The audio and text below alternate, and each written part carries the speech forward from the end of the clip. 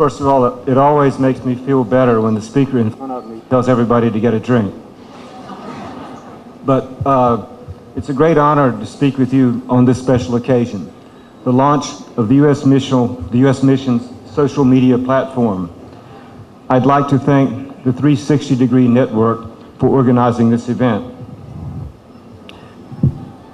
As has already been noted, information now moves around the world at unprecedented speeds. An event in one location spreads across the planet literally in minutes. We get our news in real time from real people. We can respond in real time in ways that could not even have been imagined a few years ago, like 10 or 15 years ago. During his visit to China in November 2009, for example, President Obama responded to a question via the internet.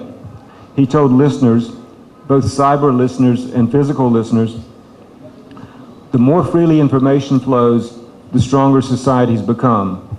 He said information helps citizens hold their governments accountable, generates new ideas, and encourages entrepreneurship. That is why I've come here this evening. Even in Uganda, the world is getting very much smaller. The internet, via cyber cafes and smartphones, is everywhere, from a village in Arua to here in Kampala. Amid this surge of connectivity, there are, however, a few dangers. Some will exploit technology to undermine progress. The same networks that help organize movements for freedom can also enable groups like Al-Qaeda and Al-Shabaab to incite violence against the innocent. Technologies that open up access to government and promote democracy can also be hijacked by governments to crush dissent or to deny human rights. In the last year, we've seen a spike in threats to the free flow of information around the world. Several countries have recently increased their censorship of the internet. Recently in Egypt, for example, 30 bloggers and activists were detained for what they put on the web. While it is clear that the spread of technology is transforming our world, it is still unclear how that transformation will affect the human rights and the human welfare of the world's population, everywhere, including here. What is clear, though, is that internet freedom is no different from freedom of religion or the freedom of speech. Internet freedom is becoming the freedom of assembly for the 21st century.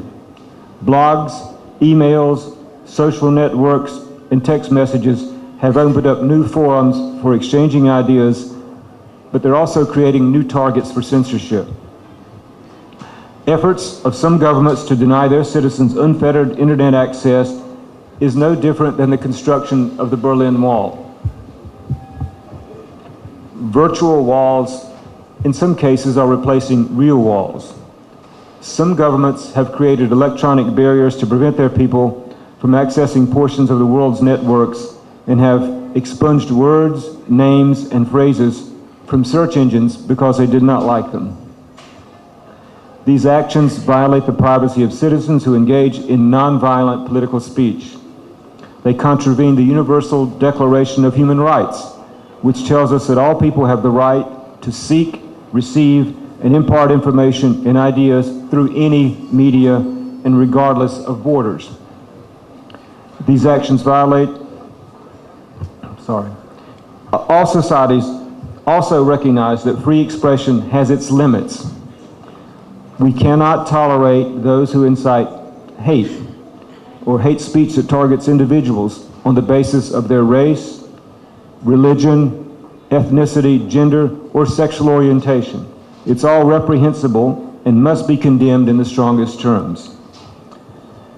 But these challenges must not become an excuse for governments or individuals to violate the rights and privacy of those who use the internet for peaceful political purposes. As we work to advance freedoms, we must also work against those who use communication networks as tools of disruption and fear. We have to remember also, there are hundreds of millions of people living without the benefit of these technologies. In our world, as Secretary Hillary Clinton recently said, talent may be distributed universally, but opportunity is not. And we know from long experience that promoting social and economic development in countries where people lack access to knowledge or markets or capital or opportunity can be frustrating. In this context, the internet can serve as a great equalizer, especially in the developing world. By providing people with access to knowledge and potential markets, social networks can create opportunity where none had existed before. Examples like the farmer, who can now use a cell phone application to find out the current market price for his produce in order to sell it at the right time and maximize his earnings, have a direct impact here in Uganda. A connection to global information networks is like an on-ramp to modernity that can help people out of poverty. To support all of this, I'm announcing that the U.S. mission to Uganda has launched a new social media platform. The mission has created a Facebook page as well as channels on Twitter, Flickr, and YouTube. We take this initiative to open a more free and transparent dialogue on key issues with and between the people of Uganda. We want to hear what you have to say. We want you to communicate with each other.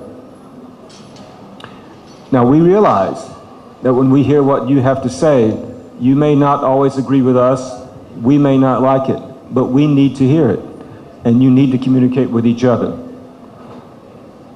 Whether it's economic, cultural, political, or just whether the Cranes are going to beat the Harambee Stars via social media, all Ugandans can have their voices heard.